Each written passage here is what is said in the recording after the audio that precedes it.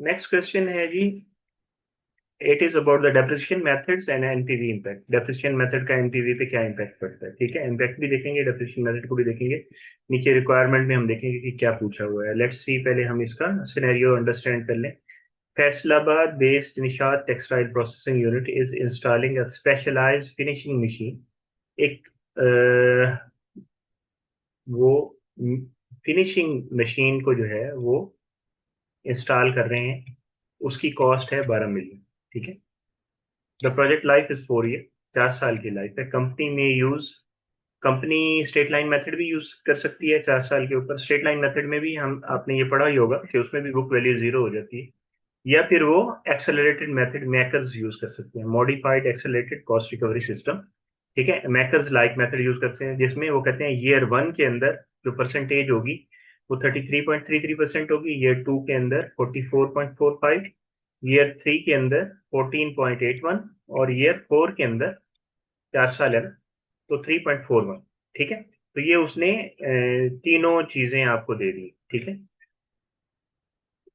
Sorry, चारों rates दे दिए 4 साल के, ठीक है। तो ये 3 ईयर क्लास में लाई करती है, लेकिन इसने इस क्वेश्चन ही डिफरेंट तरीके से पूछा। एक्सेलरेटेड डेप्रिसिएशन मेथड जो यूज कर रहे हैं दैट इज मैकर्स लाइक है। तो मैकर्स के अंदर ये आपकी वो उसके वैल्यूज, ठीक है, जो आप यूज करेंगे परसेंटेज की।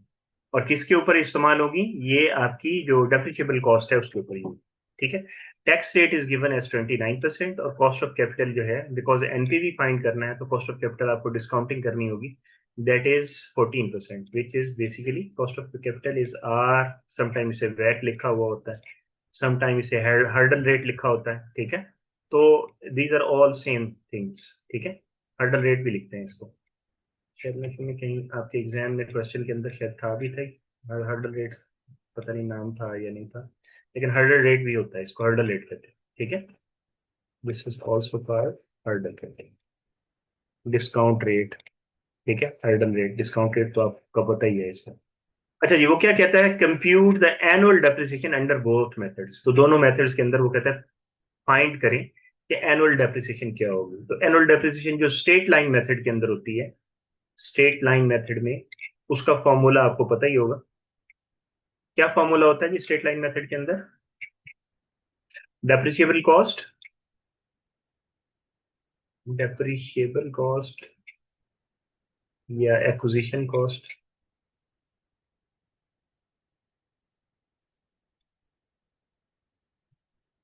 Divided by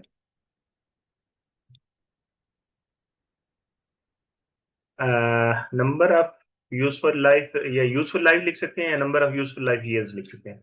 number of useful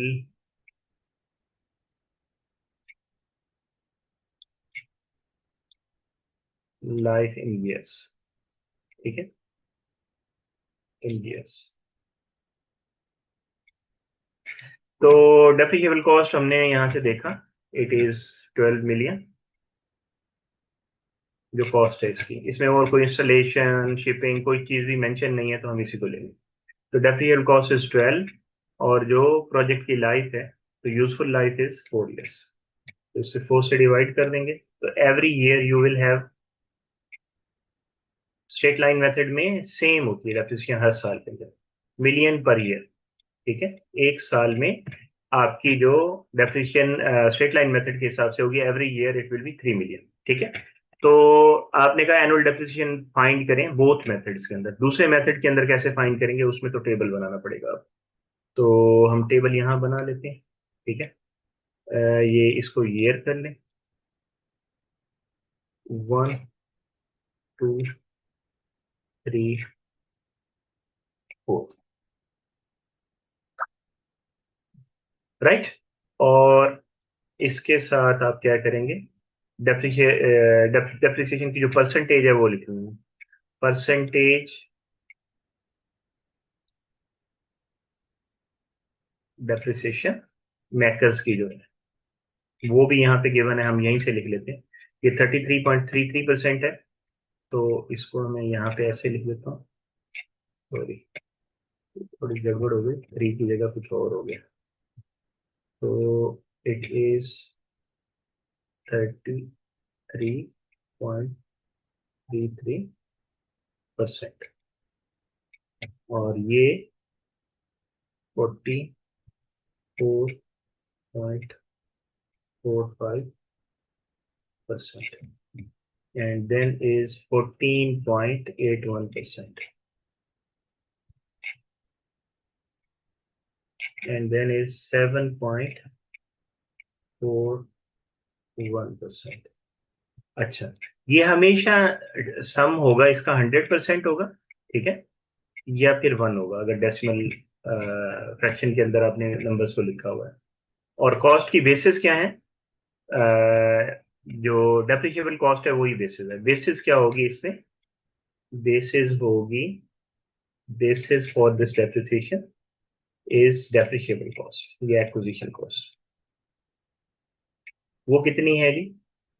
वो है 12 मिलियन।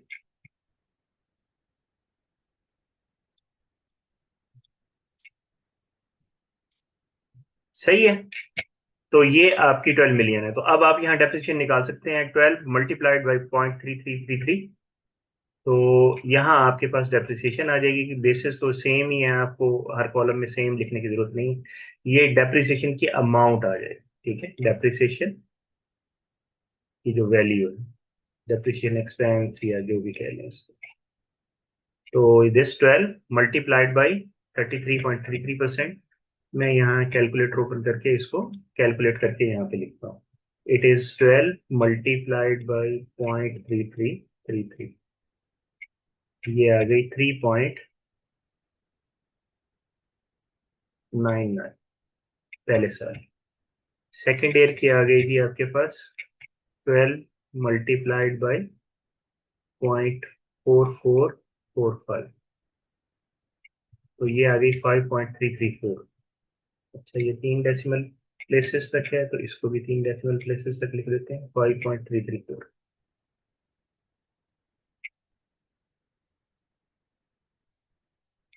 इनको भी आपने मैच करना है ताकि गड़बड़ ना रहे। यानी आपकी जो डेप्रिसिएशन की जो एक्सपेंस है that must be equal to 12 million. जब सम अप करेंगे उसको तो 12 मिलियन होना चाहिए उसे। अच्छा जी, नेक्स्ट है 12 मल्टीप्लाइड बाई ये 14.81 मिलियन, 40.81%, ये 1.777 आ रहा है, 1.777। 3 डेसिमल प्लेस तक इसको भी लिख दिया हमने। And the last one is 12 million multiplied by 0.0741. So it turns out to be 0.889. 0.889। अब इसको देख लें टोटल करके कि ये 12 मिलियन बन रहे, 12 मिलियन बनना चाहिए। 18, 9 एंड 18, 18 एंड 7 कितना बनता है आपका? 18 एंड 7, 25, 4। इसको आप 5 कर लें, या इसमें से किसी एक को आप कन्वर्ट कर लें, इसको 5 कर लेते हैं, ठीक है, राउंड कर लें। Now it is full 12 million बन जाएगा, ठीक है। तो ये आपकी डेप्रिसिएशन आ गई। तो पहले साल आपकी डेप्रिसिएशन कितनी होगी? 3.99, दूसरे साल होगी 5.335, फिर 1.77, फिर 0.889, ठीक है। तो पहले मेथड में उसने कहा था कि एनुअल डेप्रिसिएशन फाइंड करें दोनों मेथड्स के अंदर चारों सालों की। इसमें पहले साल भी 3 होगी, दूसरे में भी 3, तीसरे में भी 3 और चौथे में भी 3।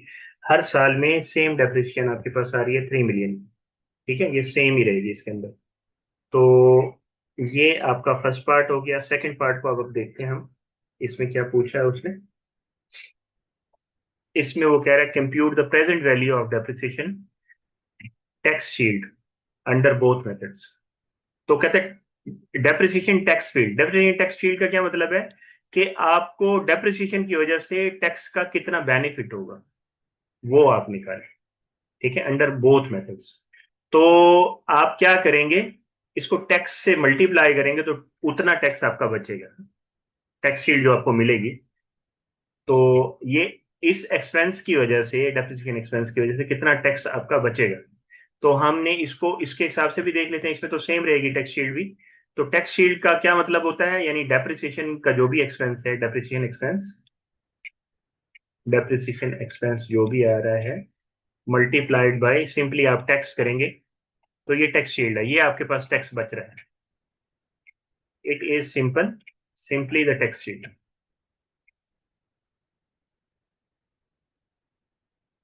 ये टैक्स रेट जो है आपका इससे मल्टीप्लाई हो जाएगा।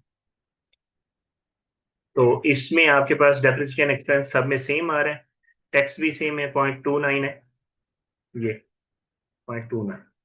आप इसके साथ 0.29 के साथ मल्टीप्लाई कर दें, हर साल के अंदर जो आपकी टैक्स शील्ड होगी वो यही रहेगी। ठीक है, हम इसको मल्टीप्लाई करके चेक कर लेते हैं यहाँ पे। इट इज 3 × 0.29, तो ये आ जाएगा 0.87।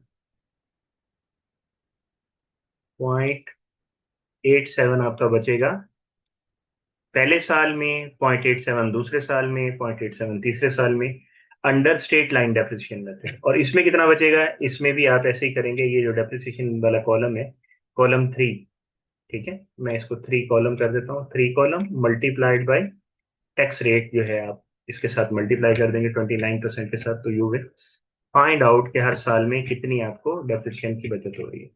तो इसमें 3.99 आ रहा है, आप इसको 0.29 के साथ मल्टीप्लाई कर दें, मल्टीप्लाइड बाय 0.399 है, तो ये आ गया आपका। मैं इसको पूरी वैल्यू लिख देता हूँ, 1.15971। ठीक है, ये आपकी इतना टैक्स बचेगा इसकी वजह से। दूसरे साल का भी निकाल लेते हैं, उसकी भी हम पूरी वैल्यू लिख लेंगे।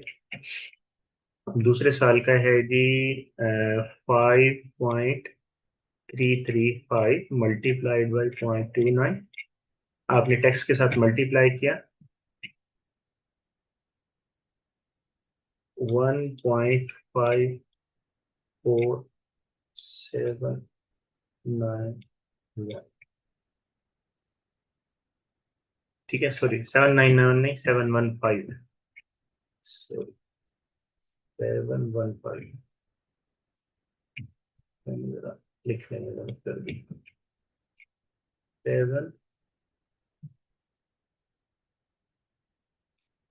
ठीक है, दूसरे साल में ये आपका टैक्स शील्ड हो गई। तीसरे साल में क्या होगी टैक्स शील्ड, तीसरे साल में आपका जो टैक्स बच रहा है दैट इज 1.777 मल्टीप्लाइड बाई 0.29, तो ये आपका 0.51533 आएगा, 0.51533। Similarly, you will find out for the last year, last year का है 0.889, 0.889, और इसका भी आप कर लेंगे 29%, तो इट इज 0.25781, 0.25781। तो पहला पार्ट आपने कर लिया था, सेकंड में उसने कहा present value of depreciation tax shield under both method. तो वो कहता है प्रेजेंट वैल्यू निकालें इसकी। प्रेजेंट वैल्यू कैसे निकालेंगे, आप कहते हैं जो टैक्स शील्ड आपको उस टैक्स बच रहा है, यानी टोटल जो आपके पास सेविंग हो रही है उसकी आज के दिन में क्या वैल्यू होगी, ये फाइंड आउट करना है। ठीक है, इसमें थोड़ी सी स्पेस बना लो यहाँ पे। ओके, हम यहाँ पे करते हैं इसको।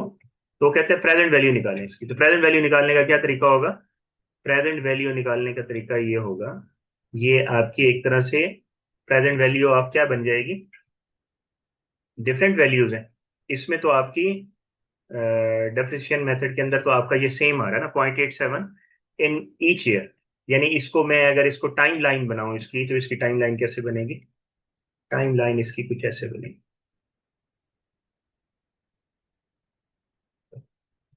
0, 1, 2, 3,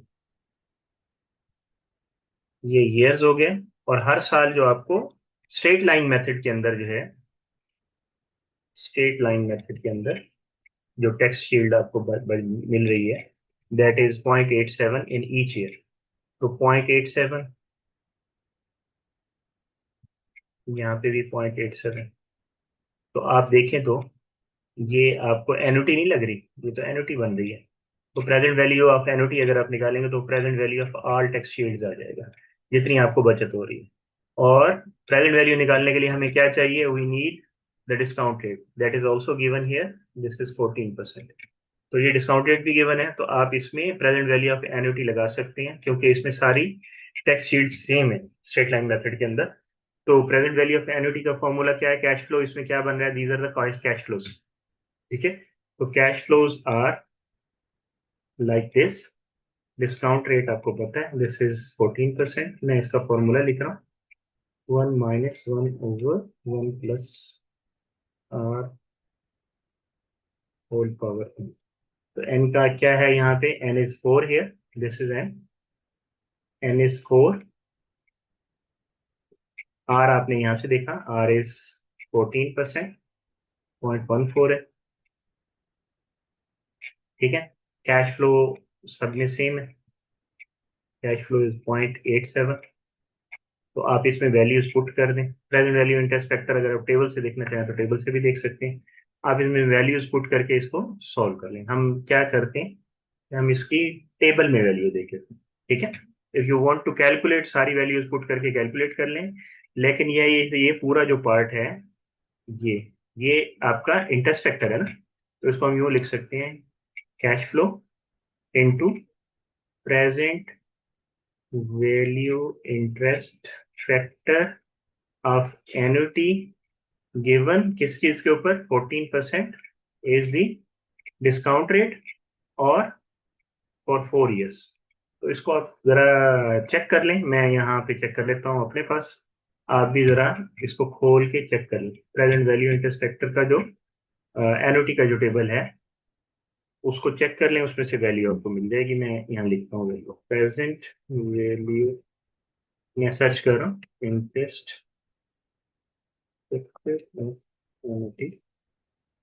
टेबल। तो ये मैं इसका टेबल खोल रहा हूँ, 14% और 4 के अंदर मैं उसकी वैल्यू देख लूंगा।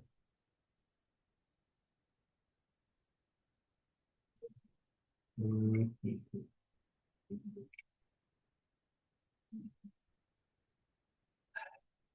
इसको खोलना,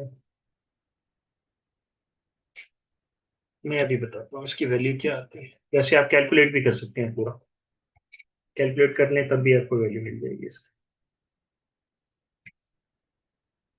फॉर्मूला शीट है ये क्या है, वो प्रेजेंट वैल्यू का टेबल है, एनुटी टेबल, 10%, 14% और 4 इयर्स में ये आ रहा है 2.914, 2.914। ठीक है, ये मैं इसके अंदर पुट कर देता हूँ आपके सामने। इट इज 0.87 जो कैश फ्लो है,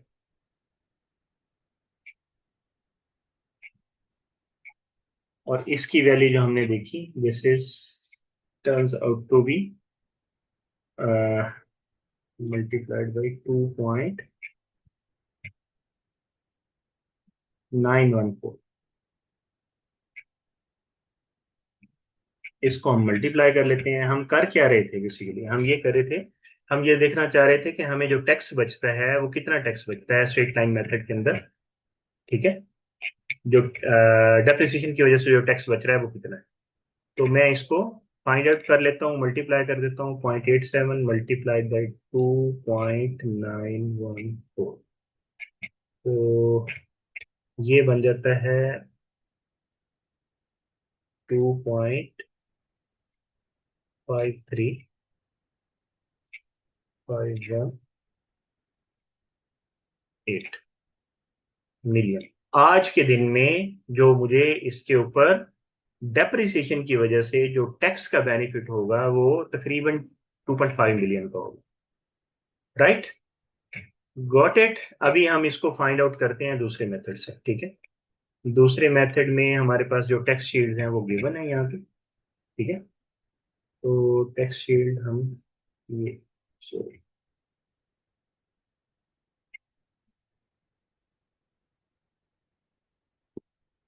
तो हम टेक्स्ट शीट्स को यहाँ से देख लेते हैं।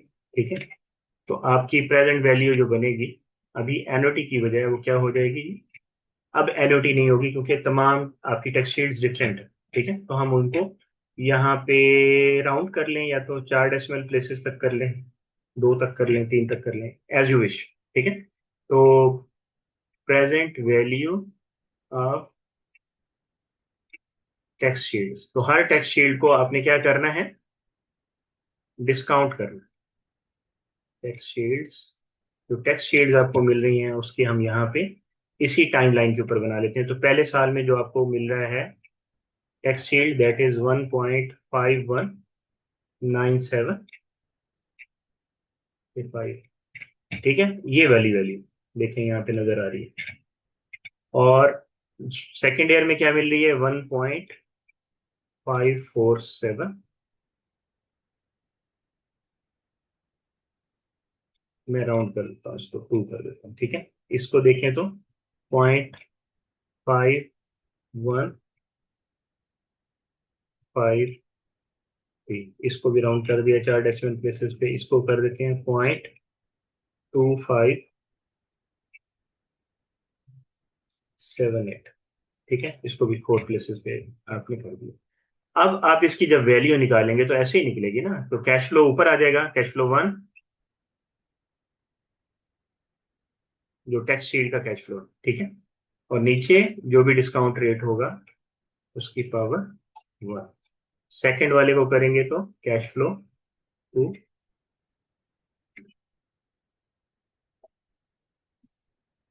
पावर 2। ठीक है, इसी तरह से कैश फ्लो 3, तो कैश फ्लो अलग अलग हैं। अब इसको सेपरेट आप चाहें तो इसका भी प्रेजेंट वैल्यू इंटरेस्ट फैक्टर देख सकते हैं, ये एनओटी नहीं है, खाली वाले टेबल के अंदर आप इसकी वैल्यूज देख के आप you can find out the value of each, और फिर इनको सम अप कर लेंगे। 4 कैश फ्लोज आपके बन रही हैं टेक्स्ट शीट्स के, तो चारों को आप कर लेंगे, और जब आपने इसको सॉल्व किया तो इसकी वैल्यू आ जाएगी कुछ भी, that is your actual value. ठीक है, अब अगर हम सपोज ये इसको करते हैं, सारी वैल्यूज को हम करके, तो हम इसका जो डिफरेंस आप निकालते हैं कि ये टोटल कितना आया, तो इसका टोटल आएगा एक्सेलरेटेड का ऑलमोस्ट 2.70 या 71 कह लें। ठीक है, राउंड कर देता हूँ, 2.71। अब आप देखें कि ऊपर वाले में क्या आ रहा था, 2.5318, इसमें ज्यादा आ रहा है। तो देखें, अगर आप डेप्रिसिएशन ज्यादा करते हैं तो उसकी टैक्स शीट भी ज्यादा बनती है। आप देखें ना, इसमें स्टार्टिंग सालों के अंदर, पहले दूसरे साल के अंदर डेप्रिसिएशन सबसे हाई थी, मैक्सिमम थी 33%, 44%। फिर बाद वाले सालों में डेप्रिसिएशन कम थी, तो इसमें आपकी स्टार्ट में डेप्रिसिएशन ज्यादा थी तो उसकी डेप्रिसिएशन शील्ड भी ज्यादा थी। और लास्ट वाले सालों में डेप्रिसिएशन की शील्ड भी कम आई, क्योंकि एक्चुअली उसकी परसेंटेज भी कम हो गई, तो डेप्रिसिएशन का एक्सपेंस भी आपका तीसरे और चौथे साल में बहुत कम आया। ठीक है, तो इसकी वजह से आपका इसकी डेप्रिसिएशन की टैक्स शीट का जो प्रेजेंट वैल्यू ये हायर है। ठीक है, एक्सेलरेटेड मेथड की, और इसके जो present value of tax sheet है ये कम है, क्योंकि इसमें आपका जो टैक्स शीट है वो सेम रह रहा है हर साल के अंदर। तो इसमें टैक्स शीट का कंटिन्यूस एक जैसा बेनिफिट आ रहा है, और उसमें स्टार्ट में ज्यादा है और बाद में कम है। तो अब आप देखें तीसरा क्वेश्चन। ठीक है, state which method gives the higher NPV and why. कौन सा मेथड हायर एनपीवी दे रहा है, आपका एक्सेलरेटेड जो डेप्रिसिएशन का मेथड है मैकर्स। मैकर्स जो है आपको हायर टैक्स शीट दे रहा है, और MACRS is giving higher tax shield. ठीक है, मैकर्स मेथड आपका हायर टैक्स शीट दे रहा है। और क्यों दे रहा है ज्यादा, ये मैंने अभी आपको बताया, क्योंकि इसमें स्टार्ट के सालों में टैक्स ज्यादा है, और स्टार्ट के सालों में टैक्स ज्यादा है तो स्टार्ट के सालों में टैक्स शीट भी ज्यादा है, और स्टार्ट के सालों की जो डिस्काउंट रेट है वो भी कम है। देखिए पहले 2 सालों का डिस्काउंट रेट क्या है, इसमें पावर 1 है, इसमें पावर 2 है, इसमें ज्यादा हो गया ना 3 और 4, तो इसकी वैल्यू ज्यादा छोटी होगी। तो इसमें जो बेनिफिट रीप हो रहा है वो पहले 2 सालों के अंदर आ रहा है, अगले वाले 2 सालों में वो कम है। तो ये इसकी रीजन है, क्योंकि कैश फ्लो ज्यादा है स्टार्ट के उसके अंदर। तो ये आपका सेकंड पार्ट भी हो गया। प्रेजेंट वैल्यू हमने निकाल ली दोनों मेथड्स के ऊपर, टैक्स डेप्रिसिएशन टैक्स शीट का। तो हमारी जो बचत होगी स्ट्रेट लाइन को यूज करने से, जो डेप्रिसिएशन की अगेंस्ट, वो 2.5 मिलियन की होगी, और इसमें 2.7 मिलियन की होगी। ऑलमोस्ट 0.2 मिलियन ज्यादा है आपका, ठीक है।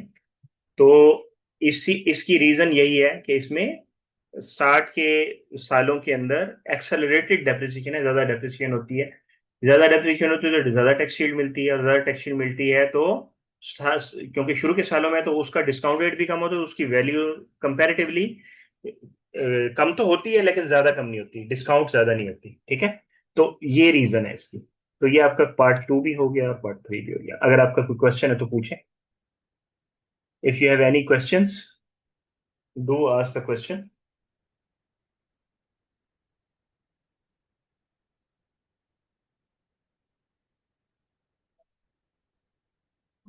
अब हमने जो मैं पहले 2 सेशन में जो हमने स्लाइड्स के ऊपर देखा था, उनको अलग अलग हमने देख लिया। डेप्रिसिएशन को अलग देख लिया, नेट ऑपरेटिंग वर्किंग कैपिटल को अलग देख लिया, इनिशियल आउटले को अलग देख लिया, और सबको अलग अलग उनके प्रॉब्लम्स भी करके देख लिए, और बल्कि उनके कमेंट भी देख लिए कि किस तरह से हमने इसको एनालाइज करना है। अब हम इस सब सारी चीजों को कंबाइन करते हैं। जब हम कंबाइन करेंगे तो फिर क्या होगा जी। नेक्स्ट क्वेश्चन पे मूव करते हैं। एक क्वेश्चन और हम मेरे ख्याल में कर लेंगे। अब यही चीजें हैं, रिपीट हो रही होंगी, ठीक है। नया प्रोजेक्ट है आपका, उसका एनालिसिस है, उसका एनालिसिस आपने देखना है। तो लेट्स सी, हम इसको पढ़ते हैं। Peshawar based Frontier Packaging Limited is considering a robotic labeling machine, ठीक है। लेबल्स जो बनाते हैं ना, उनको देखिए, किसी को क्लास अगर नहीं पढ़नी ना तो वो चला जाए। हमारी 2.5 घंटे की क्लास होती है फिजिकल क्लास में, और अभी हम 2 घंटे की क्लास कर रहे हैं। अगर किसी को इशू है तो वो क्लास छोड़ दे, ठीक है। लेकिन मत ये मत कहें कि क्लास बंद कर दें, हम अपने टाइम में ही क्लास पढ़ा रहे हैं, राइट। अच्छा जी, Peshawar based Frontier Packaging Limited is considering robotic labeling machine. एक मशीन वो लेना चाह रहे हैं, ठीक है। और उस मशीन के अंदर क्या है जी, ये उसका नाम है। यानी वो लेबल्स बनाते हैं, जो प्रोडक्ट के ऊपर लेबल लगाते हैं ना। तो इसकी परचेज प्राइस कितनी है जी, 30 मिलियन है। इंस्टॉलेशन कितनी है जी, 2 मिलियन है। और वर्किंग कैपिटल टाइम जीरो, यानी जब इस मशीन को लेके आएंगे तो इसकी वजह से जो आपको इजाफी जो वर्किंग कैपिटल चाहिए होगा वो 3 मिलियन का चाहिए होगा, ठीक है। ये नेट ऑपरेटिंग वर्किंग कैपिटल है basically. Net operating working capital का जो डिफरेंस है वो है। तो इसको आप कह रहे हैं pre tax operating cost saving कितनी है। प्री टैक्स, टैक्स से पहले जो ऑपरेटिंग कॉस्ट आपकी आ रही है दैट इज 9 मिलियन, ठीक है। टैक्स से पहले, ठीक है। तो आपकी कॉस्ट सेव हो रही है। पहले जो प्रोजेक्ट यूज कर रहे थे उसको आप चेंज कर रहे हैं रोबोटिक लेबलिंग के साथ। तो ये 3 साल के लिए, ठीक है, पहले 3 साल के लिए। Salvage value at the end of year 3, वो कहते हैं तीसरे साल, 3 साल का प्रोजेक्ट है, तो 3 साल के एंड पे, एंड ऑफ द ईयर 3, जो सॉल्वेज वैल्यू है इसी मशीन की, जो आपने 30 मिलियन की ली थी, वो 10 मिलियन की बिक सकती है, ठीक है। तो 10 मिलियन इसकी सॉल्वेज वैल्यू हो गई। This is the salvage value. तो डेप्रिसिएशन के रेट जो है वो मेकर्स के दिए हुए हैं 33.33%, 44.45% और 14.81%। और तीसरे साल में आप इसको खत्म कर रहे हैं, इसका मतलब है इस मशीन की लाइफ 4 साल की है। There must be some book value back. आप इसको ऐड करेंगे तीनों को, तो आप देखेंगे कि स्टिल जो है आपका डिफरेंस रह जाएगा वो 7.41 का, 41% ऑफ द, ये परसेंटेज इसकी कॉस्ट की रह जाएगी। हमने कहा था ना कि 3 ईयर क्लास के अंदर 4 साल की आपकी डेप्रिसिएशन होती है। तो आपकी जो भी सॉल्वेज वैल्यू है वो बुक वैल्यू भी इसमें आपके पास निकलेगी। तो बुक वैल्यू को आप डायरेक्टली भी निकाल सकते हैं यहाँ से, अगर चाहें तो यहाँ से डायरेक्टली निकाल लें। अदरवाइज जब आप डेप्रिसिएशन का स्केड्यूल बनाएंगे तो उससे भी निकाल सकते हैं। टैक्स रेट वो कहता है 30% है, और कॉस्ट ऑफ कैपिटल यानी आपके पास डिस्काउंट रेट जो है दैट इज 15%। वो कहता है ईयर जीरो का कैश आउटफ्लो निकालें। ईयर जीरो का कैश आउटफ्लो का क्या मतलब है, इनिशियल आउटले निकालें। इनिशियल आउटले क्या होगा जी, इनिशियल आउटले निकाल लेते हैं। इनिशियल आउटले में हमने कहा डेप्रिशिएबल कॉस्ट आएगी, डेप्रिशिएबल कॉस्ट के अंदर हमने कहा परचेज कॉस्ट होगी और इंस्टॉलेशन होगी, दोनों को ऐड कर देंगे, ठीक है। तो it will would be 30 plus 2 32 million, ये आपकी डेप्रिशिएबल कॉस्ट आ जाएगी। और इसमें इनिशियल आउटले के अंदर आप कहते हैं कि हम जो वर्किंग कैपिटल ऐड करेंगे plus change in net operating working capital वो भी ऐड हो जाएगा +3। तो आपका इनिशियल आउटले प्रोजेक्ट स्टार्ट करने के लिए क्या होगा, 30 प्लस 2 प्लस 3, ठीक है। तो इट वुड बी 35 मिलियन। तो ये 35 मिलियन आपका इनिशियल आउटले होगा ईयर जीरो के अंदर। तो इस ईयर जीरो का जो इनिशियल आउटले है इसको हम क्या कहेंगे, cash flow at time zero, जैसे इसने यहाँ पे लिखा हुआ, find year zero cash flow, cash flow at time year zero, ठीक है। तो ये आपने निकाल लिया, पहला पार्ट आपका हो गया इसका। सेकंड है find annual operating cash flows for year 1 to 3, पहले से तीसरे साल तक के वो कहता है कि आप इसके कैश फ्लोज निकालें, ठीक है। ईयर 1 से 3 के कैश फ्लोज निकालें। इसमें अब सेल्स तो दी हुई नहीं, इसने क्या दिया हुआ है, इसने सेविंग्स दी हुई है। तो जो सेविंग्स हैं वो सेविंग्स कहाँ जाएंगी आपकी, सेविंग मतलब कॉस्ट कम हो रही है ना, अगर कॉस्ट कम होती है तो वो कहाँ पे जाती है, वो आपके एबिट के अंदर ही जाती है, ठीक है। तो आपका जो एबिट होगा, in other words your EBIT will be, ये आपका एबिट है, ठीक है, अर्निंग बिफोर प्री टैक्स है ना, before interest and taxes would be 9 million. तो एबिट आपका ये 9 मिलियन। तो हमने कहा जो ओसीएफ आपका होगा उसमें क्या होगा, ओसीएफ हमने जो निकाला था वो किस तरह से निकाला था, ओसीएफ का था operating cash flow is equal to after tax EBIT. तो आपके पास एबिट की वैल्यू भी है, टैक्स की वैल्यू भी है, आप आफ्टर टैक्स एबिट निकाल सकते हैं। आफ्टर टैक्स ये निकाल लें और इसमें क्या ऐड करेंगे, you will add depreciation in it. तो आपको डेप्रिसिएशन निकालनी पड़ेगी। तो डेप्रिसिएशन के लिए डेप्रिसिएशन का स्केड्यूल बना लें, ये ईयर वाइज आपने लिख लिया। अब मैं इसमें परसेंटेज नहीं लिख रहा, डायरेक्ट मैं डेप्रिसिएशन कॉस्ट लिखूंगा यहाँ पे, ठीक है। परसेंटेजेस यहाँ पे गिवन है, तो आप वो कर लें, ये 1 2 3। तो पहले साल की डेप्रिसिएशन क्या होगी, 0.33, जो डेप्रिशिएबल आपके पास कॉस्ट आई थी दैट वाज 32 मल्टीप्लाइड बाई 0.3333। तो ये निकाल लें आप इसके साथ, 0.3333 मल्टीप्लाइड बाई 32, तो ये आएगी 10.6656, 10.5666 पहली डेप्रिसिएशन, ठीक है। दूसरे साल की डेप्रिसिएशन भी आप इसी तरह से निकाल सकते हैं। उसमें आपने, आपकी बेस सेम है वही 32, और ये आपकी बेस होगी 32 मल्टीप्लाइड बाई 0.4445। तो it turns out to be 14.224, 14 point, ये मैं कैलकुलेटर पे कर रहा हूँ, ठीक है। आप भी अपने पास इसको वेरीफाई करते जाए। अच्छा, द थर्ड वन इज, इसकी है 14.81, 0.1481 मल्टीप्लाइड बाई 32, बेसिस सेम होगी 4.7392, 4.7392, ठीक है। ये आपके पास डेप्रिसिएशन आ गई ईयर 1 की, ईयर 2 की, ईयर 3 की। और सिंपली आप ओएसएफ मालूम कर सकते हैं, ओसीएफ ऑपरेटिंग कैश फ्लो।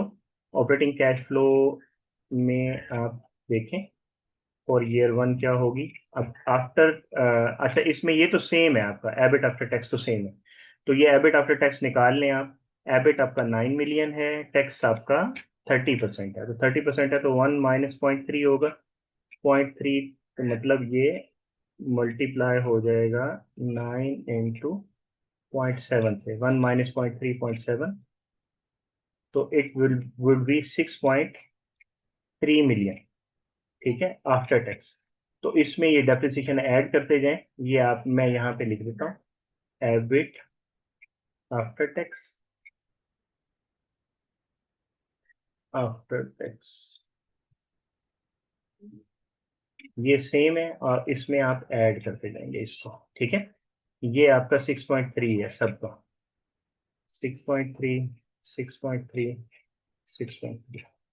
तो ये वाला कॉलम और ये वाला कॉलम ऐड हो जाएगा, ठीक है। ये 2 है, ये 3 है, तो हम यहाँ पे 3 + 2 कर दें तो ये आपके पास OCF आता है, operating cash flow of each year. ठीक है, आई कर दें, इसमें इसको ऐड कर दें, इसको ऐड करके ये वैल्यूज यहाँ पे निकालना है। तो OCF तक हो गया आपका। अगला पार्ट फिर हम इंशाल्लाह नेक्स्ट क्लास में कर लेंगे, टाइम खत्म होने वाला है। आपका कोई क्वेश्चन है तो आप पूछ लें। ठीक है, कोई क्वेश्चन है तो पूछें। अशारिफ, आप अटेंडेंस मेरे साथ शेयर कर दीजिएगा लेके, मौजूद हैं आप अशारिफ? जी सर, मौजूद हूँ। हाँ, अटेंडेंस जरा ले लीजिएगा, मेरे साथ शेयर कर दीजिएगा, मैं अटेंडेंस मार्क कर दूंगा। और इसकी रिकॉर्डिंग में मुझे याद कराइएगा, मैं इसकी लिंक्स भी शेयर कर दूंगा आपके साथ। कोई क्वेश्चन है तो पूछ लें, अगर कुछ बाद में याद आए तो बाद में पूछ लें।